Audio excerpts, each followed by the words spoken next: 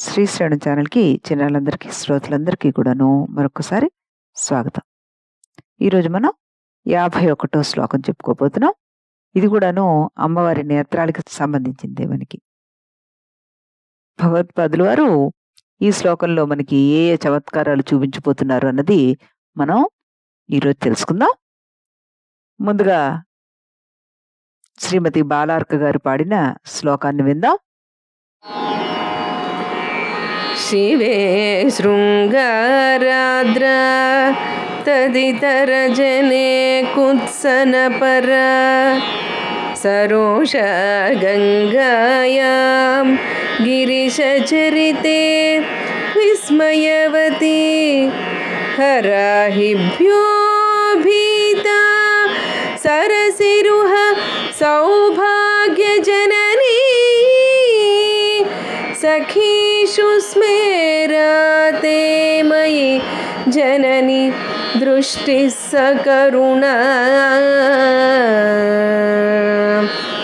శంకర భగవత్పాదుల వారు ఇందులో మనకి నవరసాల గురించి చెప్తున్నారు.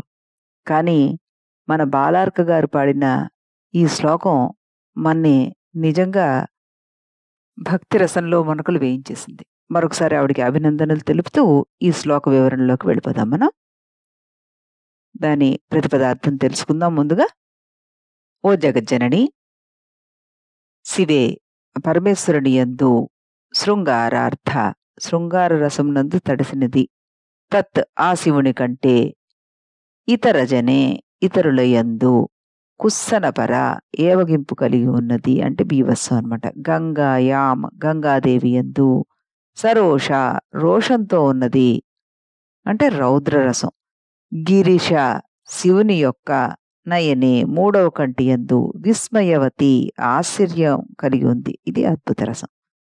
హర శివుని, అహిభ్య పాముల వల్ల, భీత భయపడుతోందంటే భయానక రసం, సరసిరుహ పద్మముల యొక్క, సౌభాగ్య సౌందర్యాన్ని, జయని అంటే జయించినది, ఇది వీరరసం అన్నమాట. సఖీషు చెలికత్తల యందు, స్మేర నవ్వు కలది, ఇది హాస్యరసం. తే నీ యొక్క దృష్టి చూపు, మయి నాయందు, సకరుణ దయతో కూడి ఉంది, భవతి అవుచున్నది అన్నారు. ఓ జగజ్జనని, నీ దృష్టి శివుని మీద పడితే శృంగారంతో ఆర్ద్రమవుతోంది, శివేతరుల మీద జిగుప్సను కలిగి ఉంది, గంగ మీద రౌద్రాన్ని కలిగి ఉంది, శివుడి చరిత్ర విన్నప్పుడు అద్భుతాన్ని ప్రదర్శిస్తోంది, ఆయన ధరించిన పాములు వాటిని చూసినప్పుడు భయాన్ని చూపుతోంది, చెంగలువుల మీద గెలిచినప్పుడు వీరత్వాన్ని సూచిస్తోంది, సకుల యందు హాస్యాన్ని సూచిస్తోంది, నా యందు మాత్రం నీకు కరుణే ఉంది తల్లి అంటున్నారు శంకరుల వారు. మరి దీని అర్థం ఏమిటి? మనకి ఎన్ని రసాలు చెప్పారు? 8 చెప్పారు. మనం నవరసాలు అంటాంగా. మరి ఈ 9వ రసం ఏమిటి?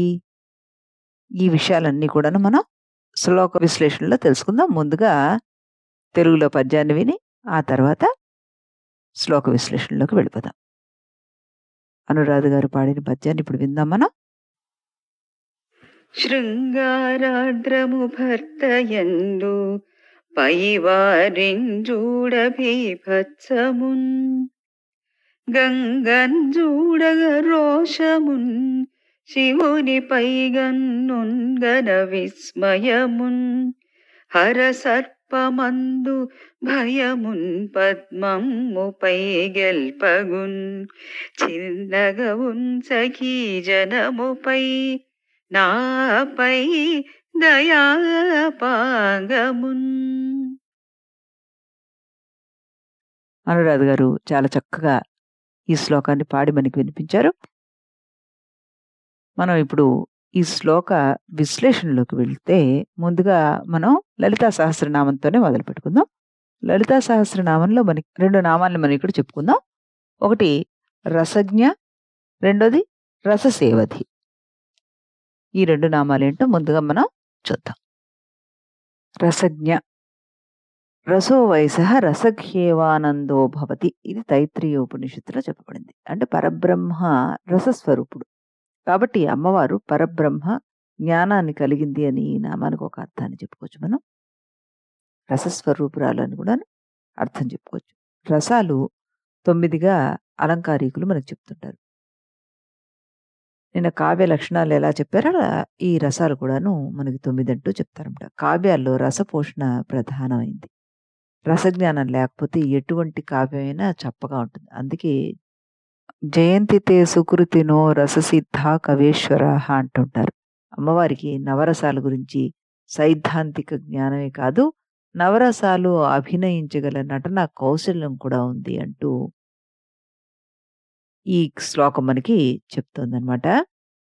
కావ్యాలన్నీ అభిధార్థ, లక్షణార్థ, వ్యంగ్యార్థ, వేదార్థ, రహస్యార్థ ప్రాతిపదికలుగా ఉంటాయి కాబట్టి అవి చదువుతున్నప్పుడు కళాత్మకంగా ఆనందించొచ్చు అంటూ ఈ ఆనందాన్ని కలిగించేటటువంటిదే ఈ అమ్మవారు కాబట్టి ఆవిడకి కావ్యకళ అన్న ఇంకో నామం కూడాను వచ్చింది అని మనం చక్కగా చెప్పుకోవచ్చు. అలాగే తర్వాతది రససేవదిహి అన్నాడు. రసస్య బ్రహ్మామృతస్య సేవదిహి నిధిః.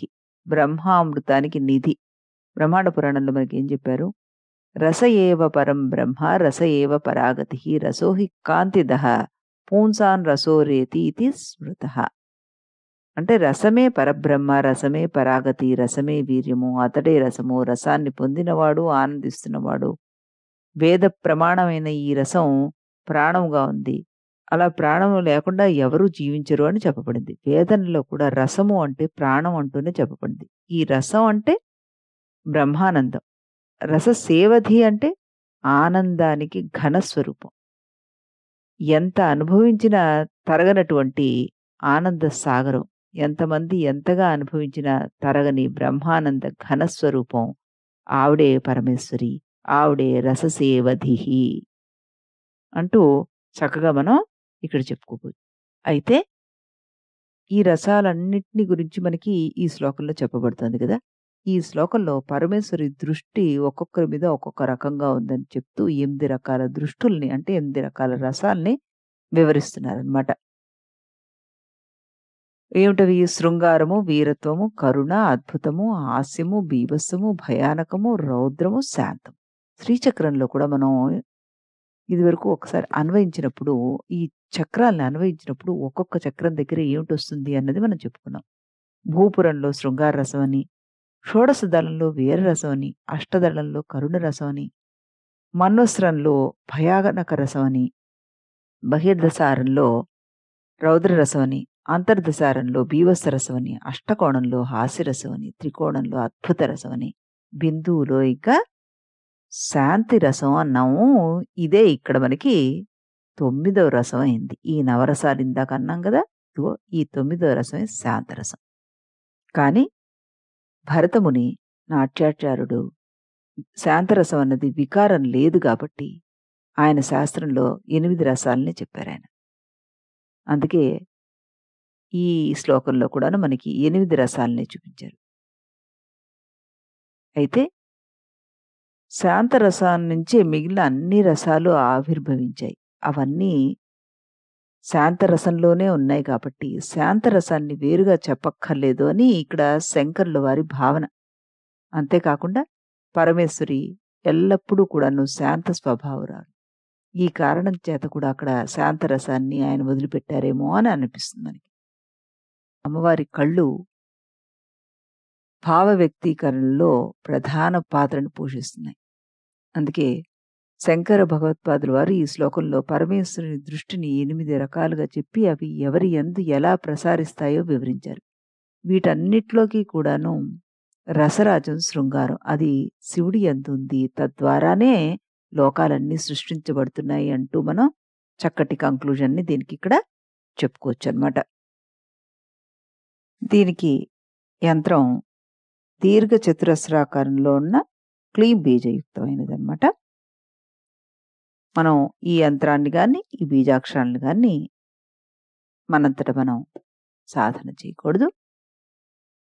ఇకపోతే ఈ శ్లోకాన్ని మనం పఠిస్తే జనాదరణ గౌరవ వృద్ధి జరుగుతుంది అంటూ పెద్దలు చెప్తూ ఉంటారు. ఈ శ్లోకాలన్నిటికీ అర్థాలు తెలుసుకుంటున్నాం మనం. ఈ శ్లోక రసానుభూతిని మనందరం కూడాను ఆస్వాదిస్తూ ప్రార్థిస్తూ అమ్మవారిని మళ్ళీ రేపు ఇదే సమయానికి ఇదే ఛానల్లో కలుద్దాం. అంతవరకు సెలవు.